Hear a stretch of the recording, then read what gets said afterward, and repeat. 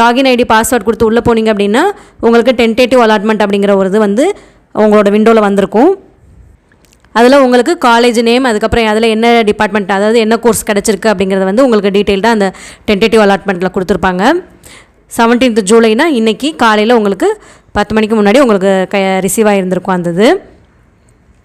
இந்த tentative allotment வந்திருக்கிறது வந்து நீங்கள் கன்ஃபார்ம் பண்ணணும். அதாவது இந்த காலேஜ் அண்ட் டிபார்ட்மெண்ட் உங்களுக்கு ஓகேயா அப்படிங்கிறத வந்து நீங்கள் ஒரு கன்ஃபர்மேஷன் நீங்கள் கொடுக்க வேண்டியது இருக்கும் ஒரு ஆப்ஷன் மூலமாக. அது கொடுத்தா மட்டும்தான் உங்களுக்கான சீட் வந்து உங்களுக்கு இருக்கும். இதற்கான டென்டேட்டிவ் அலாட்மெண்ட் கன்ஃபார்ம் பண்ணுறதுக்கான டைமிங் எப்படி கொடுக்குறாங்க அப்படின்னா உங்களுக்கு 17th ஜூலை 10 மணிலேருந்து 18th ஜூலை 5 மணி வரைக்கும் ரவுண்ட் 1 கேண்டிடேட்ஸ்க்கு கொடுக்குறாங்க. இது பார்த்திங்க அப்படின்னா உங்களுக்கு 2 நாள் டைம் கொடுக்குறாங்க.